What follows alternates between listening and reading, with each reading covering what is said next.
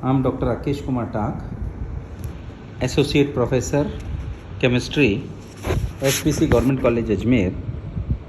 Today, we will deal with amino acids, peptides, protein and nucleic acid chapter, in which we will deal with amino acids part third, in which we will deal with Jeter ion effect and Jeter ion effect, as well as some other things like isoelectric points and ampholytes and some other topics.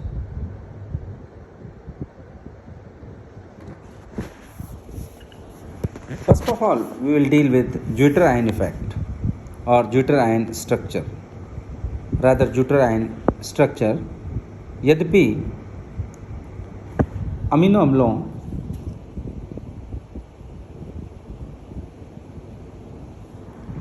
की संरचना को हम इस प्रकार लिखते हैं कि एक अमीनो एसिड समूह और एक कार्बोक्सिलिक समूह होता है, जिसमें एक अमीनो समूह होता है और एक कार्बोक्सिलिक समूह होता है, और इन दोनों से मिलकर एक अमीनो एसिड समूह बनता है, अर्थात NH2CHRCOH। इसमें एक एसिड है और एक अमीनो ग्रुप है, किंतु इसके कुछ भौतिक और रासायनिक गुण इस प्रकार की संरचना के अनुरूप नहीं मिलते, अर्थात ये जो स्ट्रक्चर हैं इनके इसमें कुछ अमीनो एसिड्स इनसे डिफरेंट होते हैं। उदाहरण के रूप में अमीनो और कार्बोक्सिलिक समूह वाष्पशील अथवा कम गलनांक और क्वथनांक वाले यौगिक होते हैं, जबकि अमीनो अम्ल अवाष्पशील क्रिस्टलीय ठोस होते हैं और उच्च ताप पर डिकम्पोज हो जाते हैं। ये पेट्रोलियम, ईथर, बेंजीन, ईथर ऐसे अध्रुवीय विलायकों में अविलय होते हैं, जबकि जल में ये पर्याप्त विलयशील होते हैं। इनके जलीय विलयन का व्यवहार ऐसा होता है जैसा किसी उच्च द्विध्रुव आघूर्ण वाले डाइपोल वाले जो पदार्थ होते हैं उसके तरह का होता है। इनके अम्लीय और क्षारीय गुण अपेक्षा से बहुत कम होते हैं। उदाहरण के रूप में ग्लाइसिन के लिए इसका मान 1.6 × 10⁻⁻10 इनवर्स एंड Kb का मान 2.5 × 10⁻12 होता है, जबकि अधिकांश मोनोकार्बोक्सिलिक अम्लों के K1 और K2 के मान 10⁻⁻5 की रेंज में होते हैं। अतः एलिफेटिक अमीनो के Kb का मान 10⁻⁻4 के रेंज में होता है, अर्थात वहाँ पर Kb और Ka और Kb का मान अत्यधिक ज़्यादा हो जाता है। इस वजह से यहाँ पर ये रेंज में चेंज है।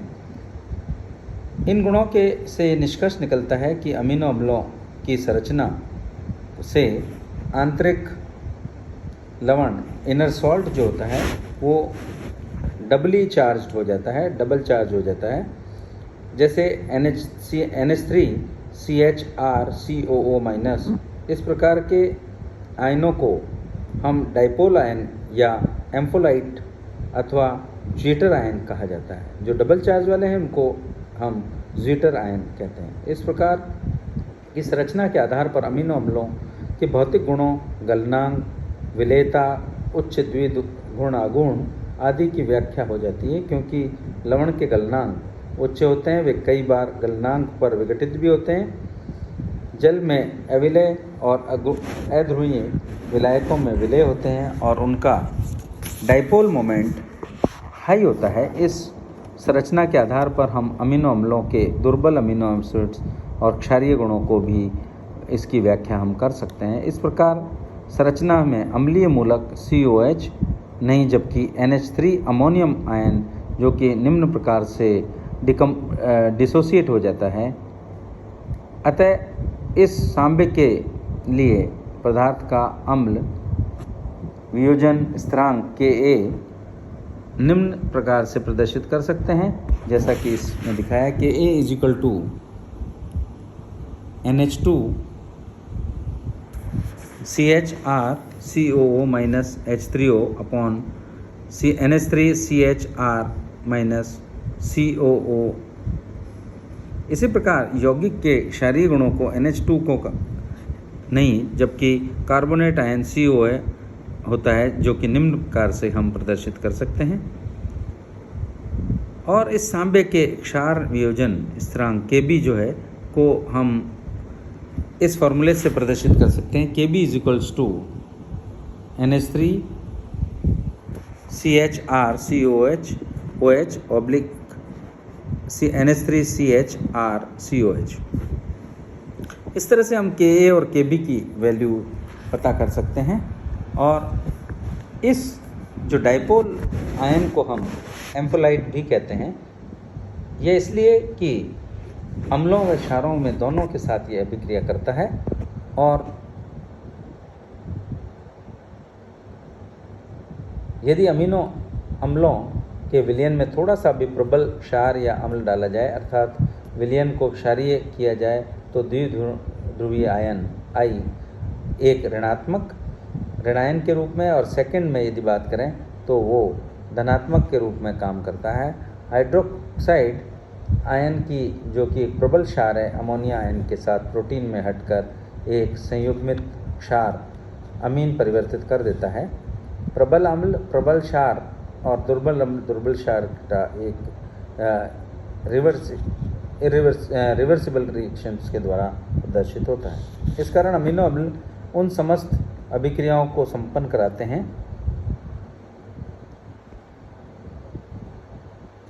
जो अमीनो अम्लों के कार्बोक्सिलिक अम्लों की अभिलाक्षणिक कैरेक्टरिस्टिक्स रिएक्शंस होती हैं।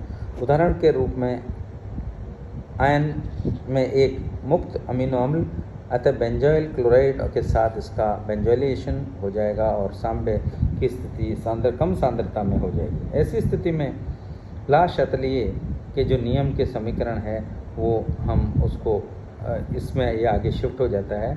जो जो अभिक्रिया आगे होती जाएगी, सांबे बाईं ओर खिसकता जाता है और अंततः समस्त अमीनों का बेंजोइलेशन हो जाता है। इस प्रकार हम मान सकते हैं कि अमीनो अम्ल का एस्टरीकरण करना आयन थर्ड में चूँकि मुक्त COH समूह है, अतः एस्टरीकरण हो जाएगा और सांबे की स्थिति सांद्रता कम हो जाएगी।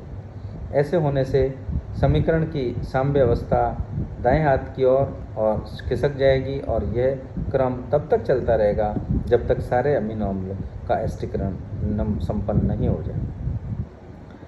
जहाँ संभव हो, हम विलयन की सांद्रता और क्षारकता का परिवर्तन करके किसी अभिक्रिया की गति को बढ़ा सकते हैं। उदाहरण के रूप में अमीनो अम्लों का बेंजाइलेशन के लिए हम यदि आयन सेकंड की आवश्यकता होती है और विलयन की तीव्र क्षारीय बनाया जाए तो उसमें सेकंड आयन की सांद्रता बढ़ जाएगी, जो कि स्वाभाविक है। अभिक्रिया तेज हो जाती है। इसी प्रकार से अमीनो अम्ल का एस्टरीकरण के बिंदु के लिए भी मुक्त COH समूह युक्त आवश्यकता पड़ेगी। यदि विलयन का सांबे तीव्र अम्लीय हो जाए तो आयन की सांद्रता बढ़ जाएगी और एस्टरीकरण की गति बढ़ जाएगी। इसी प्रकार से हम बात करते हैं आइसोइलेक्ट्रिक पॉइंट। हम जानते हैं कि यदि किसी आयनिक विलयन पर विद्युत विभव लगाया जाए तो विलयन के धनायन कैथोड की ओर तथा ऋणायन एनोड की ओर गमन करते हैं, जबकि उदासीनीकरण अणु के लिए इलेक्ट्रोड की ओर गमन नहीं करते। यदि किसी अमीनो अम्ल में विलयन को विद्युत क्षेत्र में रखा जाए तो आयन किस इलेक्ट्रोड की ओर जाएंगे, यह इस बात पर निर्भर करता है कि विलयन अम्लीय है अथवा क्षारीय है। यदि हम विलयन तीव्र अम्लीय हो तो अमीनो अम्ल के अणु मुख्य रूप से धनायन के रूप में होंगे, और यदि माइनस हो तो वह यदि अमीनो अम्ल का तीव्र अम्लीय विलयन लेकर उसमें विद्युत विभव लगाया जाए तो उसमें मूलतः धनायन के रूप में होने के कारण अमीनो अम्लों का अणु कैथोड की ओर गमन करता है। यह हम यहाँ पर जो चित्र बताया गया है इसके अनुसार हम देख सकते हैं कि यहाँ पर इस तरह से ये धनायन और ऋणायन की तरफ अग्रसित होते हैं। क्षारीय माध्यम में इस तरह से ये अम्लीय माध्यम का है, और यदि हम बात करें क्षारीय विलयन की तो क्षारीय विलयन में ये देखिए इस तरह से ये गमन करता है। अर्थात हम कह सकते हैं कि यदि विलयन में धनायन और ऋणायन की सांद्रता बिल्कुल बराबर हो तब आयनों का इलेक्ट्रॉनों को बिल्कुल भी गमन नहीं होगा। ऐसी स्थिति में एक अणु जिसका समय धनायन के रूप में रहता है और उसी समय वह प्रबल ऋणायन के रूप में भी काम करता है, अर्थात ऋणायन के रूप में आते ही वह उतनी ही दूरी पीछे हो जाता है और एनोड की ओर गमन कर जाएगा। अतः कुल मिलाकर आयनों के इलेक्ट्रोडों की ओर अभिगमन माइग्रेशन शून्य हो जाता है। अम्लता और क्षारता का यह बिंदु अर्थात विलयन के कि वह हाइड्रोजन अणु सांद्रता pH जो होती है, हाइड्रोजन आयन कंसंट्रेशन, जिस पर कि कोई अमीनो अम्ल विद्युत क्षेत्र में इलेक्ट्रॉनों की ओर गमन न करता हो, अर्थात विद्युत क्षेत्र में प्रभावित न होता हो, उसे हम आइसो इलेक्ट्रिक पॉइंट कहते हैं। अर्थात वो न तो पॉजिटिव की तरफ जा रहा है, न तो कैथोड की तरफ जा रहा है और न ही इलेक्ट्रोड की तरफ जा रहा है। ऐसे को हम सम आयनिक या सम विभव बिंदु आइसो इलेक्ट्रिक पॉइंट कहते हैं। आज हम इसी के बारे में बात करेंगे। इसके बाद में हम विद्युत कण संचालन और अमीनो अम्लों का क्रोमेटोग्राफी द्वारा किस तरह से पृथक्करण किया जाता है, सेपरेशन किया जाता है, उसके बारे में बात करेंगे। अमीनो अम्लों के रासायनिक गुणों के बारे में बात करेंगे और उसके बाद में अमीनो एसिड के बाद में पेप्टाइड और पॉलीपेप्टाइडों का जो सिंथेसिस होता है उसके बारे में बात करेंगे।